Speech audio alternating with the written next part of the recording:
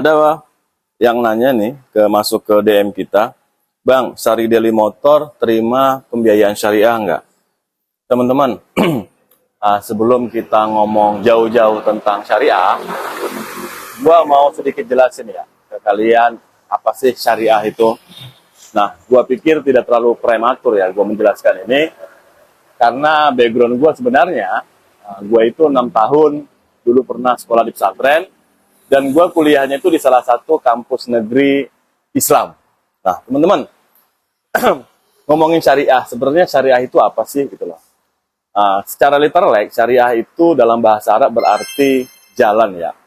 Artinya yaitu jalan yang sesuai dengan pandangan Islam. Nah, kemudian kita akan mengkorelasikan bagaimana sih transaksi itu dikatakan syariah sesuai dengan jalur Islam. Sebelum kita ngomongin syariah, kita harus ngomongin transaksi dalam Islam, jual beli dalam Islam. Teman-teman, dalam Islam itu akan dikatakan jual beli apabila telah memenuhi syarat dan rukun. Jadi, ada standar jual beli yang harus dihadirkan dalam Islam. Ada rukun dan ada syarat. Nah, kita akan coba bahas apa sih syarat dan rukun sehingga bisa dikatakan sesuatu itu transaksi jual beli dalam Islam. Yang pertama kita ngomongin syarat, teman-teman. Syarat itu yang pertama harus ada penjual atau pembeli yang sudah akil balik. Artinya dia tidak boleh anak kecil ataupun orang pikun. Kemudian jual beli itu dilakukan dengan kesepakatan dan kehendak sendiri. Artinya tidak ada paksaan nih. Contoh, si suami dipaksa istrinya beli mobil. Nah, itu akan menjadi doror ya, mudarat, itu akan berbahaya. Kemudian yang ketiga, barang yang dijual itu harus suci, bermanfaat, dan menjadi hak pemilik. Nah, gua tidak boleh menjual mobil itu yang bukan milik gua, atau mobil yang masih sengketa. Kemudian, yang keempat adalah, barang yang dijual itu tidak terlarang atau haram. Artinya, gua tidak boleh menjual barang-barang haram, barang curian.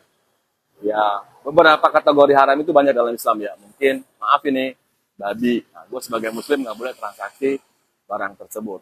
Kemudian yang kelima adalah harga jual belinya harus jelas.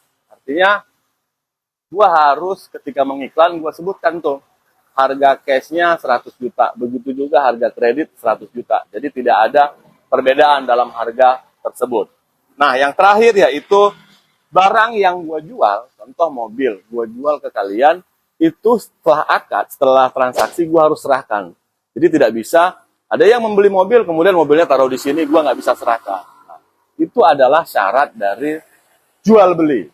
Nah, apa yang terakhir? Yang terakhir adalah rukun. Nah, teman-teman, rukun ini nggak bisa ditinggalin, ini penting. Yang pertama adalah rukun jual beli itu harus ada penjual dan pembeli. Ada buyer, ada supplier. Kemudian, yang kedua, harus ada barang yang dijual. Jelas, gua penjual mobil. Gua adalah supplier mobil bekas. Firm ya, jadi tidak ada transaksi itu kucing dalam karung. Kemudian, yang ketiga, harus ada nilai tukar yang dapat menggantikan barang. Contoh, teman-teman, membeli mobil ini dengan rupiah. Itu sudah disepakati oleh negara bahwasanya nilai tukar rupiah itu adalah nilai tukar yang resmi. Gua nggak tahu mengenai Bitcoin dan lain-lain ya, apakah itu masuk kategori nilai tukar yang resmi. Nah, yang terakhir adalah harus ada ijab dan qabul. Nah, teman-teman, ini kelihatannya sepele, tapi ini sangat krusial. Kenapa? Kalian masih ingat nggak? Ketika kalian belum melakukan ijab qabul pernikahan, hubungan suami istri itu akan disebut dengan perzinahan. Tapi ketika kalian sudah melakukan ijab qabul, maka itu adalah ibadah. Teman-teman, habis ini, stepnya kita akan ngomongin masalah transaksi syariah versi leasing. Next video. Thank you. Wassalam.